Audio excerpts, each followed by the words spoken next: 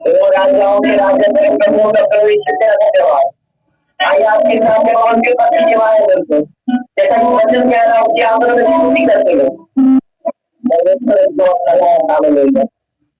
आइए हम धन्यवाद करें बोले धन्यवाद।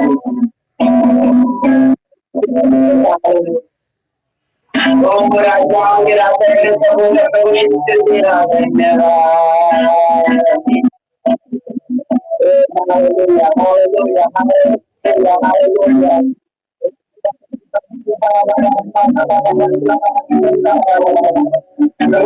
हमारी तो बिल्कुल पत्नी आते हैं इतना हमारी तो धन्यवाद करते बहुत बड़ा है बनाई तो मेरा धन्यवाद प्रभु मेरा तो मेरा धन्यवाद वो भगवान के पत्तों की जोड़ी है और जो हमें धन्यवाद के लिए इतना दुनिया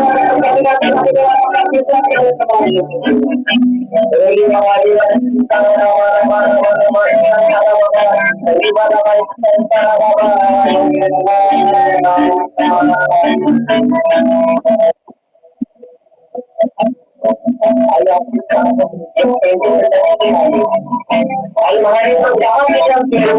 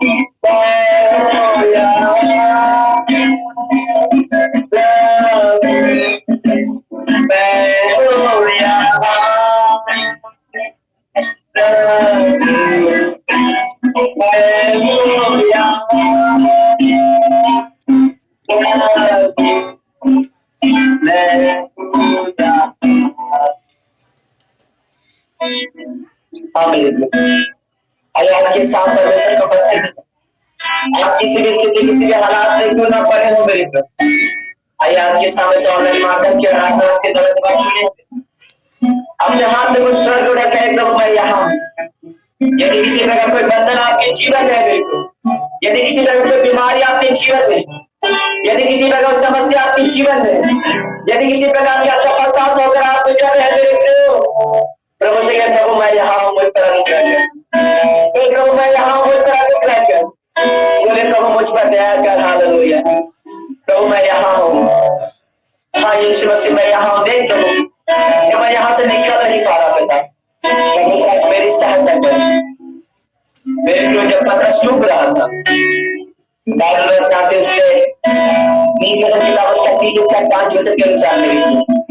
अपना सहारा नहीं लिया और उसने परमेश्वर पे खुद यीशु का भरोसा किया और कहा हे यीशु जो बात उस पर दया कर।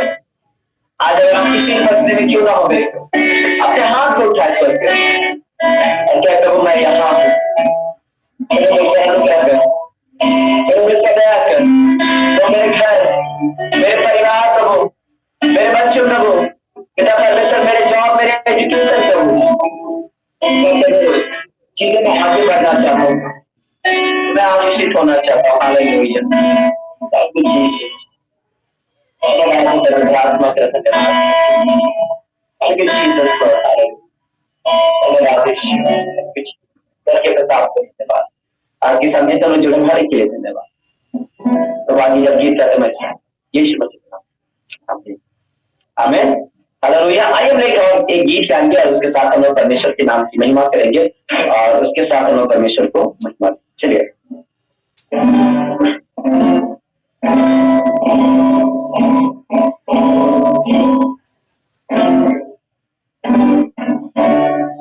ओके सो आइए हम एक गीत गाएंगे और ये गीत मेरे परमेश्वर के लोगों बहुत ही जाना पहचाना सा गीत है और मैं चाहूंगा हम लोग उसी गीत को गाते हुए परमेश्वर की महिमा करेंगे। ये आपको सॉन्ग मिलेगा 472 रिवाइवल सॉन्ग में 472। गीत के बोल कहता है आराधना में है छुटकारा, आराधना में है चंगाई। और आइए आज के शाम जब हम परमेश्वर की उपस्थिति में है मेरे को हम आराधना में शामिल हुए, तो हम सब इस गीत को गाते हुए धन्यवाद देते हुए हम लोग परमेश्वर के नाम की महिमा चलिए।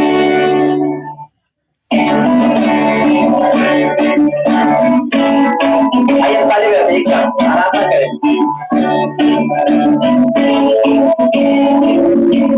आराधना में है छुटकारा, आराधना में है चंगाई, आराधना में है छुटकारा, आराधना में है चंगाई। आत्मा में शांति आनंद देता है, चांद देता आत्मा में शांति आनंद देता है, चांद देता प्रभु। प्रार्थना करे आराधना करे तो अच्छा है ना भला है। हालेलुया प्रार्थना करे आराधना करे तो अच्छा है कितना भला है। छुटकारा पाए हमेशा हमेशा, छुटकारा पाए हमेशा, छुटकारा पाए हमेशा हमेशा, छुटकारा पाए हमेशा।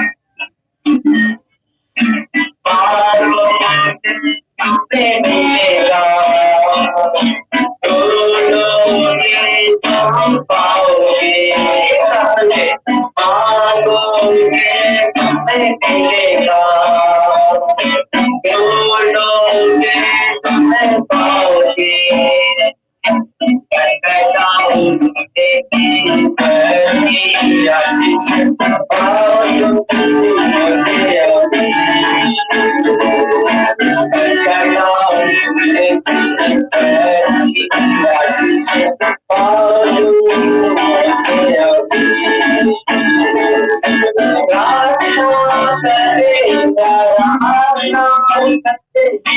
अच्छा है कितना फायदा है।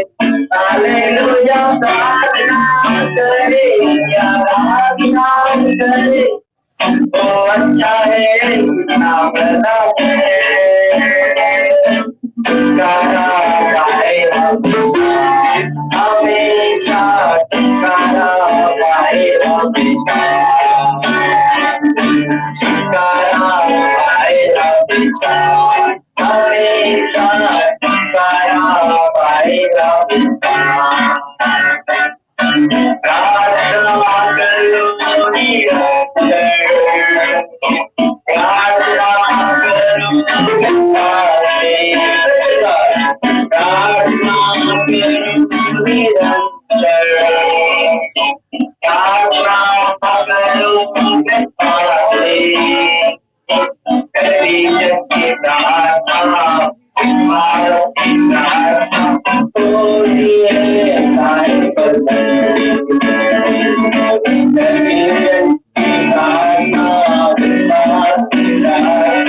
होती है सारे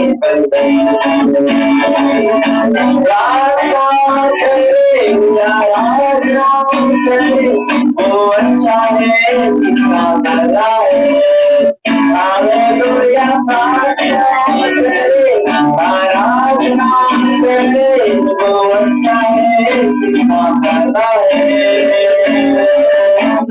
गाना गाए हमेशा, हमेशा गाना गाए हमेशा, गाना गाए हमेशा, हमेशा गाना गाए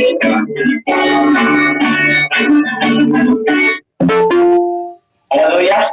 और प्रभु यीशु मसीह इन गीतों के माध्यम से आप सबको बहुत प्यार से आशीर्वाद। आगे मैं चाहूंगा अमिता जी वो आराधना हमारी यहाँ पर।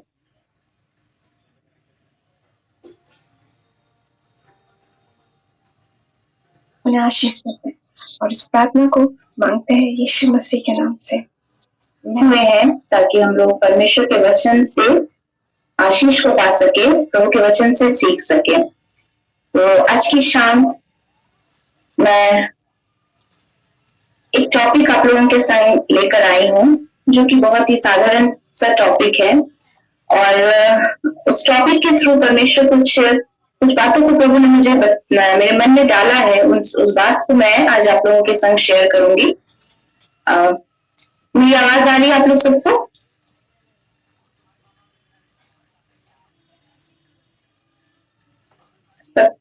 मेरी आवाज आ रही है? सब सुनाई दे रहा है?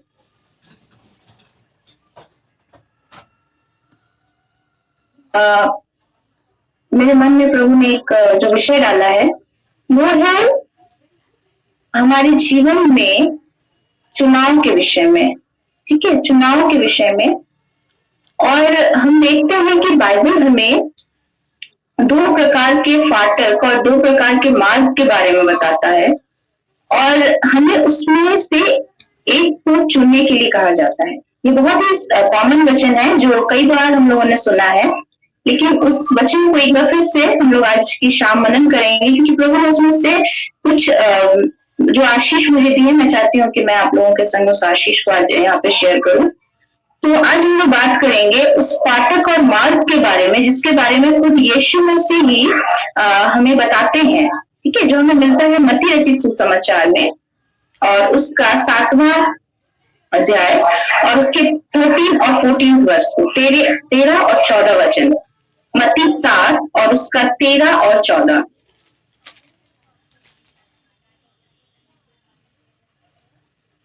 यहाँ पर परमेश्वर का वचन कहता है, सकेत फाटक से प्रवेश करो क्योंकि चौड़ा है वह फाटक और सरल है वह मार्ग जो विनाश को पहुंचाता है और बहुत से हैं जो उससे प्रवेश करते हैं।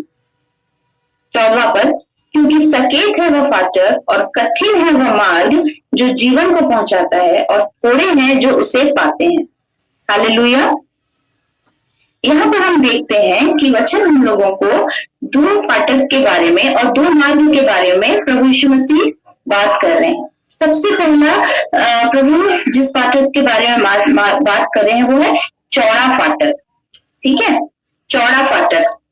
और दूसरा फाटक है सकेत फाटक, है ना।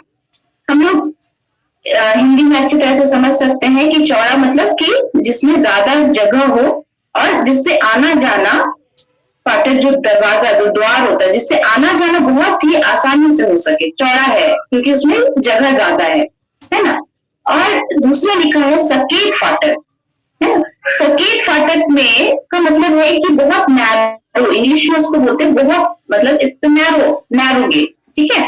मतलब कि वो जगह जहां पर आसानी से जिससे घुसा नहीं जा सकता, पार नहीं किया जा सकता, उसको कहते हैं, जिसमें घुसने में कठिनाई होती है, जो घुसना चाहते हैं उसको प्रॉब्लम होता है, उसको कहते हैं सकेत, ठीक है, नैरो। तो दो तरह के फाटक के बारे में प्रभु यहाँ पे बात कर रहे हैं और दो तरह के मार्ग के बारे में भी प्रभु बात कर रहे हैं। लिखा है चौड़ा है वो फाटक और सरल है वो मार्ग। सरल का मतलब होता है बहुत आसान, बहुत ही इजी, है ना। और लिखा है सकेत है वो फाटक और कठिन है वो मार्ग, ठीक है।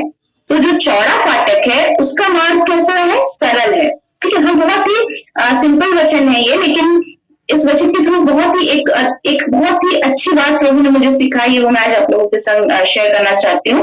और बहुत ही कोशिश करूंगी कि बहुत ही सिंपल वर्ड्स में शेयर करूं, क्योंकि जो चीज मुझे समझ में आई वो चीज हम सबको समझ में आए तो मैं जरूर आशीषित होंगे, क्योंकि मुझे आशीष मिली है इस वचन से। तो अभी हम लोग जैसे बात करें कि चौड़ा है जो फाटक चौड़ा है, उसका मार्ग, उस फाटक से जुड़ा हुआ मार्ग कैसा है, सरल है, आसान है।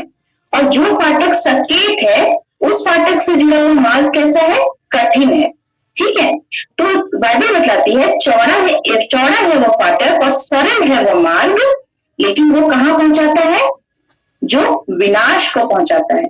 इट लीड्स टू डिस्ट्रक्शन, विनाश को पहुंचाता है। और सकेत है वो फाटक और कठिन है वो मार्ग जो कहां पहुंचाता है, जीवन को पहुंचाता है, ठीक है। तो आज की शाम में जब हम इकट्ठा हुए तो सबसे पहले तो हम जब वचन सुनने के लिए अपने मन को हम लोगों ने तैयार किया है, जब प्रभु यीशु मसीह के पीछे हम लोग चलने के लिए अपने जीवन को दिए हैं, तो हमें सबसे पहले ये चुनाव करना है। जैसा मैंने पहले कहा कि आज एक चुनाव के बारे में हम लोग बात करेंगे कि हमें क्या चुनना, ये है कि हमें क्या चाहिए। जब हम लोग अपनी स्टडीज को शुरू करते हैं तब हम लोग एक गोल डिसाइड करते हैं। जब हम लोग बचपन में हम लोगों से पूछा जाता है, या अगर हमारे बच्चों से अभी आप पूछेंगे तो कि बेटा तुम आप बड़े होकर क्या बनना चाहते हो, हर किसी के पास कुछ ना कुछ आंसर होता है, भले वो उस चीज को बने या नहीं बने वो बात की बात है, लेकिन हर किसी के पास एक प्लान होता है। और बचपन से हमें सिखाया जाता है कि तुम्हें जो बनना है, जो गोल अचीव करना है, उसके लिए तुम्हें मेहनत करनी है।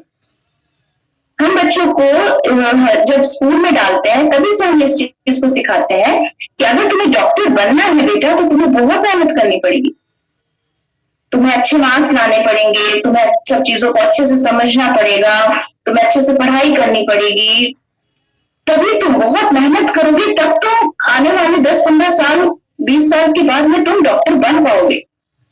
तो यहाँ भी हमें एक चुनाव सबसे पहले ये करना है कि हमें कहाँ पहुंचना है, क्या हमें जीवन को पहुंचना है या हमें विनाश को पहुंचना है।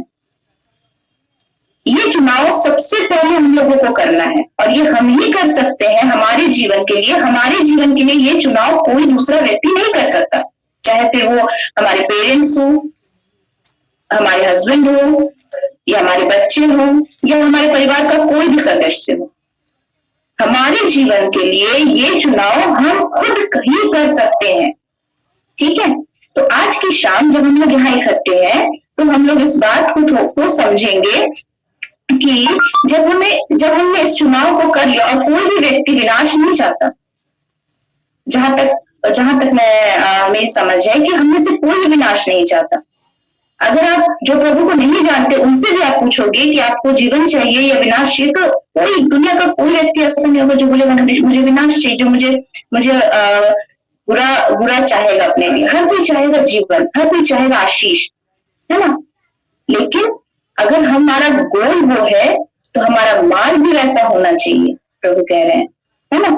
प्रभु एकदम स्पष्ट कह रहे हैं कि चौड़ा है वो फाटक और सरल है वो मार्ग जो विनाश को पहुंचाता है, और प्रभु ये भी कह रहे हैं कि और बहुत से हैं जो उससे प्रवेश करते हैं।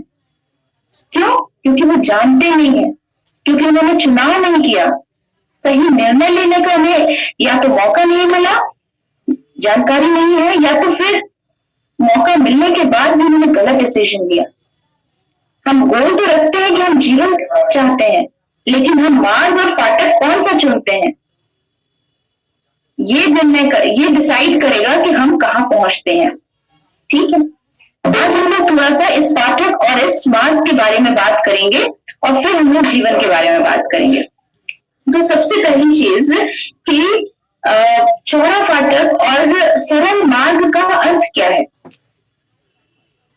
तो इसे अगर हम लोग सिंपल वर्ड्स में समझे, सिंपल तरीके से अगर हम लोग देखना चाहें, तो हम लोग ये चीज समझ सकते हैं कि अगर कोई फाटक है जो चौड़ा है, तो उसमें क्या है कि हम लोगों को उसमें प्रवेश करने में कोई परेशानी नहीं होती, हमें कोई दर्द नहीं होता, हमें कोई मेहनत नहीं होती, हम बहुत आसानी से प्रवेश कर जाते हैं, उसके लिए हमें कुछ भी एफर्ट्स नहीं लगाने पड़ते हैं।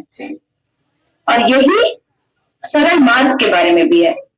अगर हम सरल मार्ग के बारे में बात करें, तो वो मार्ग में भी सरल है, मतलब आसान है वो मार्ग, उसमें किसी तरह की कोई कठिनाई नहीं है, उसमें किसी तरह की कोई रुकावट नहीं है, उसमें किसी तरह की का कोई मतलब हम लोग बोल सकते हैं कि अगर जैसे मान लीजिए कि कोई रास्ता अगर बहुत चौड़ा है, तो हमें संभल कर चलने की जरूरत नहीं है, क्योंकि हमें गिरने का भी डर नहीं है, हमें चोट लगने का डर नहीं, हम सोचते हैं, है ना। हम लोग केयरलेसली चल सकते हैं, जैसे मन है वैसे चल सकते हैं, इधर चल सकते हैं, फिर इधर चल सकते हैं, फिर इधर चल सकते हैं। तो वो है सरल, आसान, मतलब जैसा हमें इजी, बहुत ही इजी, वही हमारे जीवन को भी दर्शा रहा है कि हमारा जीवन का आज हमारा जीवन कैसा है। क्या हम अपने जीवन में उन चीजों को चुन रहे हैं जो बहुत आसान है, जो बहुत ही हमें प्लेजर देती है, जो हम चाहते हैं, जिससे हमें कोई कठिनाई ना हो, जिससे हमें कोई परेशानी ना हो, है ना। आसान जीवन का मतलब ये होता है कि हमें सब चीजें हमारे हिसाब से मिल जाए, हम जो चाहते हैं वो हमें मिल जाए, तो हमारा जीवन हमारे लिए बहुत ही आसान हो जाएगा। जो चीज हम सोचते हैं वो हमें मिल जाए, या भीड़ जिस तरफ जा रही है उसी पे हम भी चले, तो हमें आसान है, क्योंकि कोई हमसे क्वेश्चन करने वाला नहीं होगा कि तुम क्यों ऐसा कर रहे हो, कोई हमें ये बोलने वाला भी नहीं होगा कि तुम ऐसा मत करो, कोई रोक टोक नहीं होगा। क्यों? क्योंकि पूरी भीड़ उधर ही जा रही है, तो उसमें हम भी एक हो गए हैं। तो मैं समझती हूँ कि हम लोग बहुत अच्छे से इस बात को समझ गए हैं कि सरल मार्ग और चौड़ा फाटक क्या है ना। वो एक ऐसा जीवन दर्शाता है जिसमें हम अपने हिसाब से चलते हैं, जिसमें हमारे लिए सब कुछ बहुत आसान हो जाता है, जिसमें हमारे लिए कोई भी रोक टोक नहीं होती है ना। और मतलब कि वो जीवन जो होता है वो हमें लगता है कि बहुत आनंद का जीवन है, क्योंकि उसमें सब कुछ हमारे अकॉर्डिंग हो रहा है, कुछ मेहनत नहीं करनी पड़ती है। अगर किसी बच्चे को बिना मेहनत के एग्जाम में अच्छे मार्क्स आ जाए, तो वो जिंदगी में कभी मेहनत क्यों करना चाहेगा, कभी नहीं मेहनत करना चाहेगा। वो सोचेगा ये मेहनत नहीं होगा, आसान तरीका तो ये बिना ये वाला इस तरह से तो करने से मुझे पढ़ना भी नहीं पड़ता है और मुझे अच्छे मार्क्स आ जाते हैं। सेम चीज है, बहुत प्रैक्टिकली चीजें हम लोग लिंक कर सकते हैं, हम लोग समझ सकते हैं। ठीक है, उसके बाद सेकेंड फाटक के बारे में यहाँ पे तो बता रहे हैं, जो कहा जा रहा है कि सकेत है वो फाटक और कठिन है वो मार्ग जो जीवन को पहुंचाता है। सकेत है वो फाटक,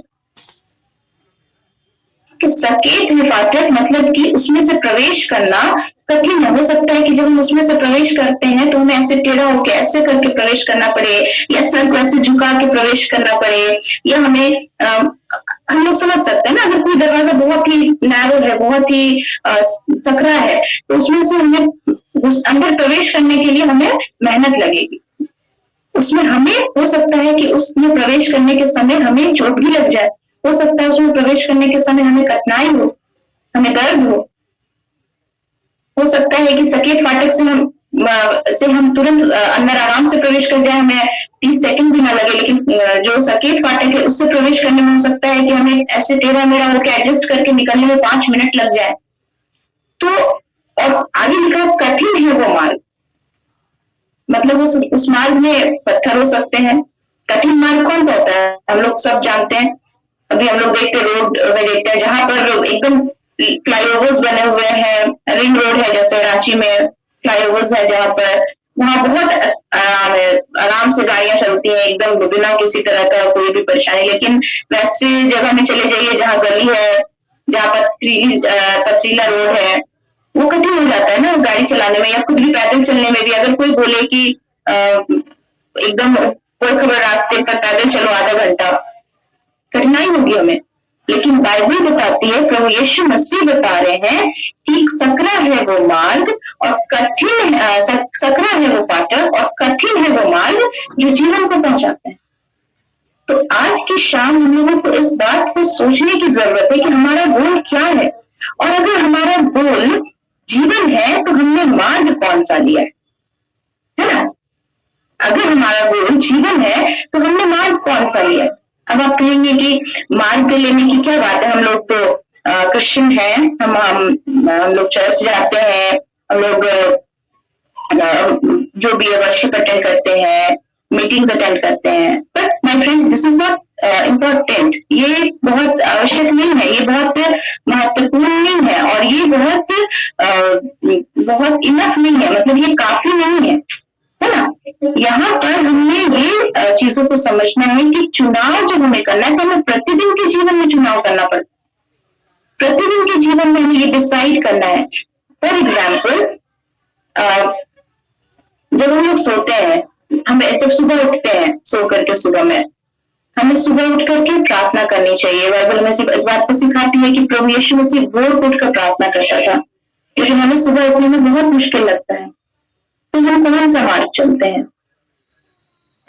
क्या हम अपने आप को, अपने शरीर को कष्ट देकर सुबह उठकर प्रभु को महिमा देने का प्रयास करते हैं, या हम ये सोचते हैं कि अरे यार मैं कैसे करूंगा, मुझे सुबह उठने में बहुत तकलीफ है, मैं नहीं उठ सकता सुबह, और हम 8 बजे तक सोते हैं, 9 बजे तक सोते हैं।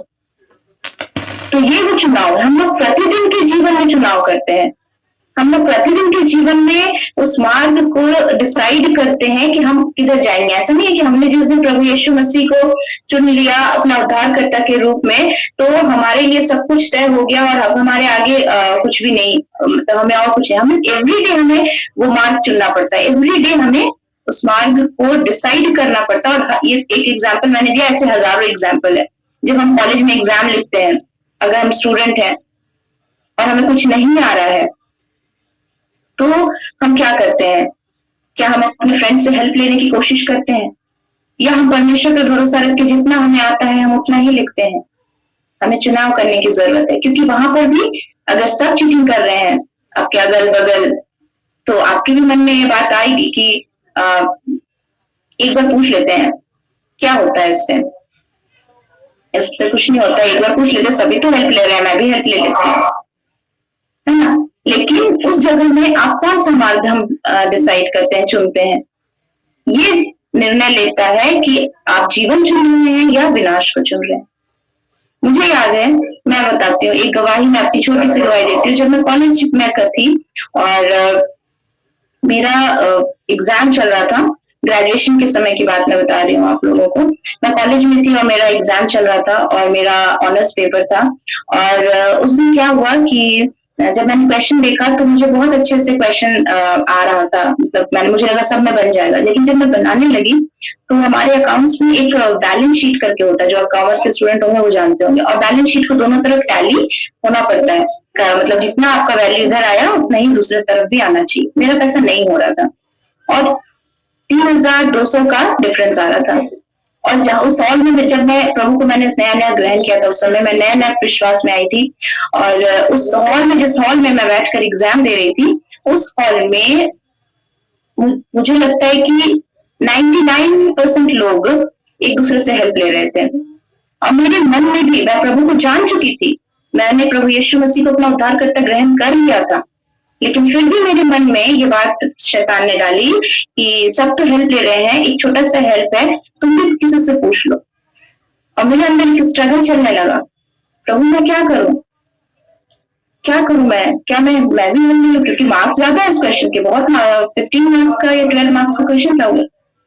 और मुझे ये बात मेरे मन में आने लगी और करीब कई बार मेरे मन में ये चीज आया, लेकिन वो समय था चुनाव करने का। मैंने जब प्रभु को ग्रहण किया, वो चुनाव मैंने किया हुआ था, लेकिन उस समय भी मुझे चुनाव करना था कि मैं कौन सा मार्ग लूंगी। और परमेश्वर का मैं लाखों करोड़ों धन्यवाद करती हूँ मेरे प्रियो, कि उस समय परमेश्वर ने मुझे इतना स्ट्रेंथ दिया कि मैंने बोला कि नहीं प्रभु, नहीं, मैं नहीं पूछूंगी। मैंने, ये बहुत छोटी सी बात है, शायद ये बहुत कॉमन बात है स्टूडेंट लाइफ के लिए, बहुत ही कॉमन बात है, लेकिन जब तक मैं प्रभु को नहीं जानती थी तब तक अगर मैं पूछती तो शायद वो चीज अलग होती। लेकिन जब मैंने प्रभु यीशु मसीह को जान लिया, जब मैंने प्रभु यीशु मसीह के बारे में सीखा, और उसके बाद भी अगर मैं इस चीज को पूछती तो मेरा चुनाव मुझे सरल और चौड़े फाटक और सरल मार्ग में लेके जाता। और मैं परमेश्वर का धन्यवाद देती हूँ, मैंने कॉपी को बंद कर दिया अपने आंसर बुक को, और 5 मिनट का समय बचा हुआ था। मैंने बोला अगर मैं इधर उधर देखूंगी तो मेरे मन में फिर से ये चीज आएगा कि पूछ लो, हेल्प ले लो। मैंने कॉपी बंद कर दी एंड आई स्टार्टेड प्रेइंग। मैं प्रार्थना करने लगी, मैं वहां बैठ के मैं उन्हें कहने लगी, प्रभु तेरा धन्यवाद जो हम लिख पाए उसके लिए भी, जो प्रभु मैंने नहीं लिख पाई उसके लिए भी प्रभु तेरा धन्यवाद। ऐसे बोल करके मैंने प्रार्थना करना शुरू कर दिया। और मेरे प्रियो, मैं आपको बताना चाहती हूँ कि पवित्र आत्मा परमेश्वर इतना भलाई मैंने उस दिन परमेश्वर का देखा कि जब मैं प्रार्थना करने लगी तो अचानक से मेरे कान में मुझे लगा कि किसी ने मुझे बोला कि चेक देयर, मतलब उस जगह को एक बार फिर से चेक करो। और मुझे लगा किसी ने मुझे बोला, लेकिन कौन बोलेगा उस समय मुझे, क्योंकि मैं तो प्रार्थना कर रही हूँ, मुझे कौन बोलेगा। सेंटर अलग, मतलब अगर मुझे कोई जान पहचान का भी ऐसा कोई ये नहीं था कि बहुत क्लोज हम लोग बैठे हैं, कोई फ्रेंड है।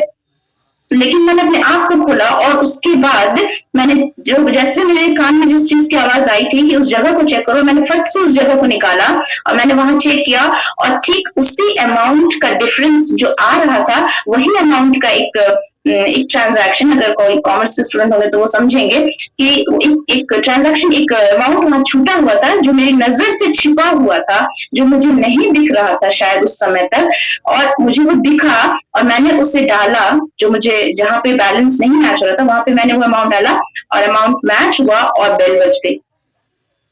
उस दिन मुझे इस बात की खुशी ज्यादा नहीं थी कि मेरा एग्जाम अच्छा हुआ, मुझे इस बात की खुशी ज्यादा थी कि मैंने परमेश्वर को महिमा दी अपने चुनाव के द्वारा।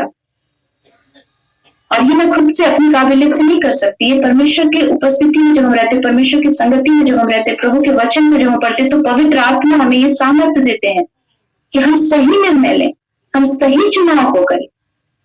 मुझे याद, ये बात मुझे आज याद नहीं कि मुझे उस दिन उस पेपर में कितने मार्क्स आए थे, मुझे नहीं याद है। मुझे अगर आप पूछोगे तो मुझे नहीं याद है कि मुझे उस ईयर कितने मार्क्स आए थे, शायद मुझे अपनी मार्कशीट निकाल के देखा होगा, लेकिन मुझे ये याद है कि प्रभु ने उस दिन किस तरह से मेरी सहायता की, क्योंकि मैंने सही मार्ग को चुना। तो मैं आज आप लोगों को ये बताना चाहती हूँ कि जब हम प्रभु को चुनते हैं, जब हम प्रभु यीशु मसीह के पीछे चलने का निर्णय लेते हैं, वही दिन सिर्फ मिलने का दिन नहीं होता है, परंतु निर्णय हमें हर दिन लेना है हमारे जीवन में। निर्णय हमें हर एक स्टेप में लेना है, हर एक डिसीजन में हमें निर्णय लेना है कि हम किस मार्ग को चुन रहे हैं। क्या जिस मार्ग को हम चुन रहे हैं वो जीवन को पहुंचा रहे हैं। कई बार हम लोगों से भी गलती होती है, ऐसा नहीं है कि मैं आज आप लोगों के संग शेयर कर रही हूँ तो मुझसे कभी गलती नहीं होती है।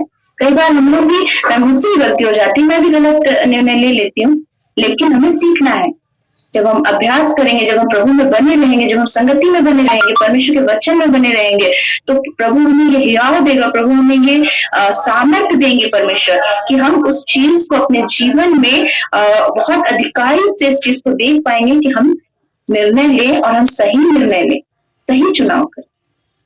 तो हमने अभी यहाँ पे 2 मार्ग का, 2 फाटक के बारे में हमने देखा। पहला मार्ग और फाटक जो जीवन को, जो विनाश को पहुंचाता है, वो चौड़ा है, वो आसान जीवन है। अगर हमें झूठ बोलना है, कई बार हम अपने पेरेंट्स से झूठ बोलते हैं, हम बहुत आसानी से झूठ बोल देते हैं आजकल, लेकिन क्या वो आपको जीवन तक पहुंचा रहे हैं? क्या वो सही है? किसी से लड़ना बहुत आसान है, लेकिन किसी को माफ करना कठिन है। जब आप किसी से नाराज है, आप उससे जाके लड़ सकते हैं, आप उसके बारे में बुरा बोल सकते हैं, वो चौड़ा मार्ग है, वो चौड़ा फाटक है, सरल मार्ग है। लेकिन वहीं पर जब अगर आपको उसे माफ करना है, वो बहुत कठिन है। किसी को माफ करना बहुत कठिन है, लेकिन प्रभु कहते हैं कठिन है वो मार्ग जो जीवन को पहुंचाता है। अगर आपको किसी को माफ करना है तो आज माफ करिए। उस कठिनाई को हमें सहना है, उस तकलीफ को हमें सहना है, ताकि हम जीवन तक पहुंच सके, क्योंकि प्रभु यीशु मसीह खुद कह रहे हैं।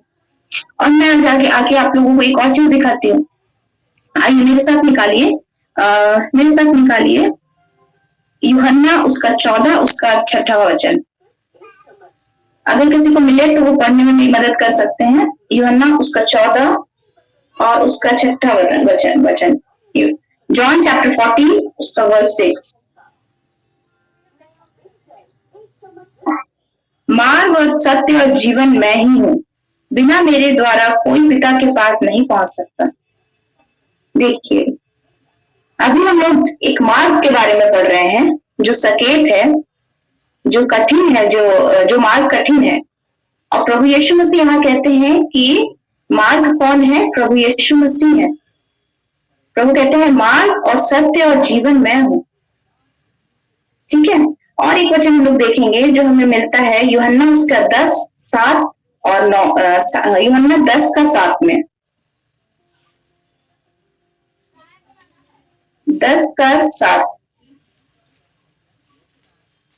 यहाँ पर प्रभु का वचन कहता है, मैं पढ़ती हूँ यूहन्ना 10। तब यीशु ने उनसे फिर कहा, मैं तुमसे सच कहता हूँ, भेड़ों का द्वार मैं हूँ।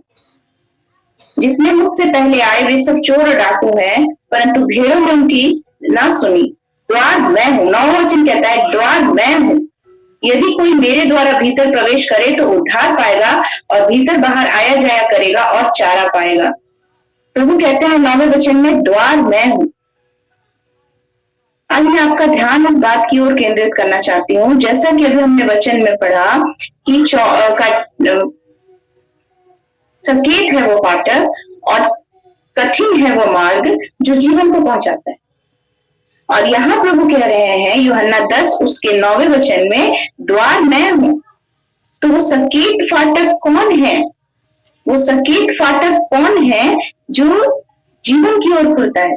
और प्रभु कहते हैं द्वार मैं हूँ, मतलब कि वो सकेत फाटक यीशु मसीह खुद है।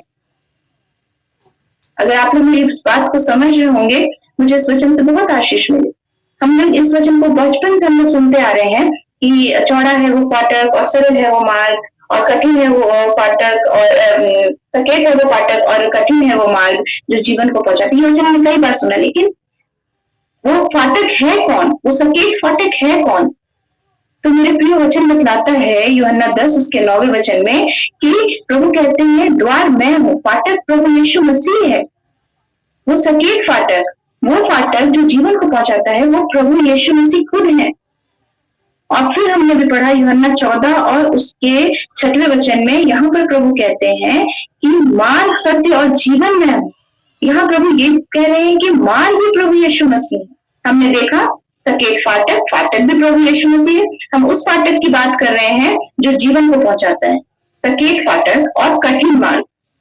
तो प्रभु कह रहे हैं कि द्वार मैं हूँ, फाटक प्रभु यीशु मसीह खुद है। और फिर प्रभु कह रहे हैं कि मार्ग मैं हूँ, और फिर प्रभु यीशु मसीह कह रहे हैं कि जीवन मैं हूँ। मतलब द्वार भी प्रभु यीशु मसीह है, मार्ग भी प्रभु यीशु मसीह है और जीवन भी प्रभु यीशु मसीह है।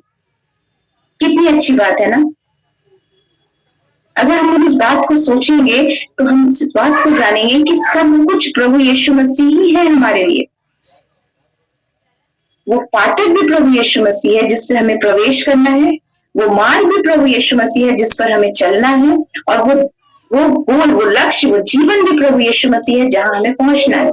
या इसे हम इस तरह से कह सकते हैं कि यीशु में होकर यीशु तक पहुंचना। मुझे बहुत अच्छा लगता है जब प्रभु ने मुझे इस वचन को सिखाया ना, मुझे ये लाइन मैंने अपनी डायरी में इस चीज को लिखा, यीशु में होकर यीशु तक पहुंचना। हम खुद में होकर यीशु तक नहीं पहुंच सकते। इसलिए प्रभु का वचन कहता है कि परमेश्वर का अनुग्रह हमारे लिए काफी है। उसका अनुग्रह हमें चाहिए उस तक पहुंचने के लिए।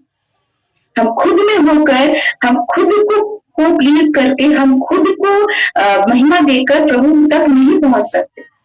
यीशु में होकर यीशु तक पहुंचेंगे। यीशु में होकर ही हम यीशु तक पहुंच सकते हैं, है ना? यीशु में होकर, यीशु ही द्वार है। बहुत सुंदर है, अगर आप देखिए तो मार्ग, फाटक, मार्ग, जीवन, यीशु यीशु यीशु, सब कुछ यीशु है। तो हमें यीशु में होना है। और हम यीशु में कैसे हो सकते हैं? अब मैं अंत की तरफ चल रही हूँ यहाँ पे कि हम यीशु में कैसे हो सकते हैं। तो आइए एक और वचन हम लोग देखेंगे, लूका उसका 9वां अध्याय और उसके 23rd वर्ष को देखेंगे। लूका 9 का 23।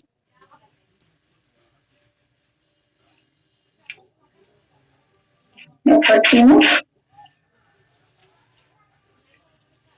लूका 9 और उसका 23वां वचन कहता है, उसने सबसे कहा, एक से नहीं कहा, सबसे कहा, है ना? हम लोग उससे भी कह रहे हैं। उसने सबसे कहा, यदि कोई मेरे पीछे आना चाहे तो अपने आप से इनकार करे। मैंने अभी क्या कहा?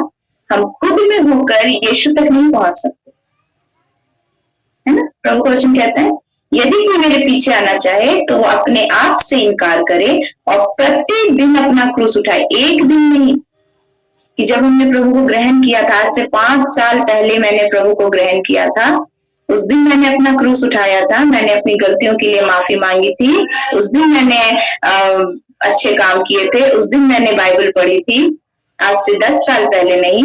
लेकिन लिखा है बाइबल में कि अपने आप का इनकार करे और प्रतिदिन अपना क्रूस उठाए हुए मेरे पीछे बोले।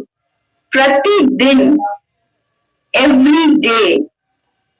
जैसे हम प्रतिदिन भोजन करते हैं, वैसे प्रतिदिन हमें प्रभु यीशु मसीह के पीछे चलने के लिए अपना क्रूस उठाना है। जो मैंने अभी कुछ देर पहले आपसे डिस्कस किया कि हमें हर दिन निर्णय लेना है कि हम कौन सा मार्ग लेते हैं। हमें हर दिन निर्णय लेना है कि हम आज जो डिसाइड कर रहे हैं वो जीवन के लिए डिसाइड कर रहे हैं या विनाश के लिए डिसाइड कर रहे हैं। हमें हर दिन अपने छोटे छोटे एक्टिविटीज में, अपनी छोटी, अगर हमें किसी ने हमारे बारे में बुराई कर दी तो हमें पलट के उसकी 4 बुराई करनी है, तो क्या या फिर हमें उसे माफ कर देना है। अगर किसी ने हमें हमारे संग अच्छा ट्रीट नहीं किया, हमारे संग अच्छा व्यवहार नहीं किया, तो उसके बदले हम भी उसके संग अच्छा व्यवहार नहीं करें, या फिर हम उसके संग और अच्छा प्रेम का बर्ताव करें ताकि वो प्रभु को जाने। तो ये सब छोटी छोटी चीजें हैं। जब हम अपने काम में जाते हैं, जब हम अपने वर्क प्लेस में होते हैं, तो हम क्या दूसरों के समान लोगों को से घूस लें या लोगों के काम को बिगाड़े, या फिर हम प्रभु के में होकर के सच्चाई से काम करें, भले ही हमें कम पैसे मिले, है ना? मैं याद करती हूँ, वचन कहता है, मीठे वचन में एक जगह लिखा हुआ है कि बहुत न्याय से कमाया हुआ बहुत धन से ईमानदारी से कमाया हुआ थोड़ा धन ही काफी होता है, अच्छा होता है, आशीषित होता है। तो हमें हर दिन, प्रतिदिन, प्रभु कह रहे हैं कि अपने आप से इनकार करे। यदि कोई मेरे पीछे आना चाहे तो अपने आप से इनकार करे और प्रतिदिन अपना क्रूस उठाए हुए मेरे पीछे बोले। प्रतिदिन क्रूस उठाए, अपने आप से इनकार करें। हम खुद में होकर यीशु तक नहीं पहुंच सकते। हम वो मार्ग चुनकर जो हमारे लिए आसान है यीशु तक नहीं पहुंच सकते। हम वो फाटक चुनकर जो हमारे लिए आसान है यीशु तक नहीं पहुंच सकते, उस जीवन तक नहीं पहुंच सकते। लेकिन हम यीशु में होकर प्रतिदिन अपना क्रूस उठाकर, अपने आप का प्रतिदिन इनकार करके, अपने कामों से, अपनी बातों से, अपनी सोच से प्रभु को महिमा देकर हम उस जीवन तक पहुंच सकते हैं। क्योंकि फाटक भी यीशु मसीह है, मार्ग भी यीशु मसीह है और जीवन तो यीशु मसीह है ही। तो मैं विश्वास करती हूँ कि आज के दिन प्रभु ने इस वचन से आप सबको आशीष। हम लोग बाइबल में बहुत सारे ऐसे एग्जाम्पल्स देखते हैं। हम यूसुफ को देखते हैं, अगर आप यूसुफ के जीवन को पढ़ते हैं, यूसुफ को तो के बारे में सब कोई जानता है। यूसुफ के बारे में हम सब जानते हैं कि उसे बहुत आसान जीवन जीने का मौका मिला था, लेकिन जब वो राजा के महल में पहुंचा, और आप लोग पढ़ सकते हैं उसको निकाल करके, आराम से घर में पढ़ सकते हैं। यूसुफ के जीवन में उत्पत्ति में जब हम लोग उसे देखते हैं, और वहां पर उसे राजा की पत्नी खुद उसे गलत काम करने के लिए ये कर रही थी, लेकिन उसने प्रिजन में रहना, जेल में रहना चूज किया। भले गलत काम नहीं करने को उसने मतलब मना कर दिया। वो अपने मालिक के, अपने राजा की पत्नी के साथ गलत संबंध में जाने से मना करके जेल में रहना ज्यादा सही समझा। क्यों? क्योंकि अगर वो गलत काम करता तो शायद उसका यहाँ पृथ्वी का जीवन तो आसान हो जाता, कोई उसे दिक्कत नहीं होता, लेकिन जब वो प्रभु के पास जाता तो उसे वहां पर विनाश मिल सकता। तो इसलिए हम लोगों को इस बात को सोचने की जरूरत है कि प्रतिदिन जब हम लोग इस चीज को अपने जीवन में कोई भी काम करते हैं, कोई भी डिसीजन लेते हैं, चाहे वो छोटा डिसीजन हो या बड़ा डिसीजन हो, हम इस बात को जरूर याद रखें कि आज का हमारा जो डिसीजन है, आज का हमारा जो चुनाव है, वो ये डिसाइड करेगा कि हम कहाँ पहुंच रहे हैं। किसी भी दरवाजे का, किसी भी फाटक का और किसी भी रोड का, मार्ग का यही काम होता है कि आपको किसी स्थान तक पहुंचा दे, है ना। अगर हम अपने घर के एक कमरे से दूसरे कमरे में जाना चाहते हैं तो हमें द्वार की, एक फाटक की जरूरत पड़ती है, तभी हम एक से दूसरे कमरे में जा सकते हैं। अगर हमें एक स्थान से, कांटाटोली से अगर हमें हटिया जाना है तो हमें एक मार्ग की जरूरत है जहां से हम एक स्थान से दूसरे स्थान पहुंचा सकती है, लेकिन वो मार्ग सही होना चाहिए। अगर हमें हटिया जाना है और हम रामगढ़ वाले रास्ते पे चले जाएंगे तो हम हटिया नहीं पहुंचेंगे। तो मेरे प्रिय, मैं विश्वास करती हूँ इस वचन से प्रभु ने जैसे मुझे आशीष दी है, आप सबों को भी आशीष दी होगी। और हम आगे से जब हम लोग अपने जीवन को निर्णय लेते हैं अपने प्रतिदिन के जीवन में, तो इस वचन को याद रखें कि अगर हम प्रभु के पीछे चलना चाहते हैं तो हम खुद का इनकार करें और प्रतिदिन अपना क्रूस उठाएं, क्योंकि खुद में होकर यीशु तक नहीं पहुंच सकते, यीशु में होकर यीशु तक पहुंचना ही सही है। परमेश्वर इस वचन से हम सबको आशीष दे। Thank you.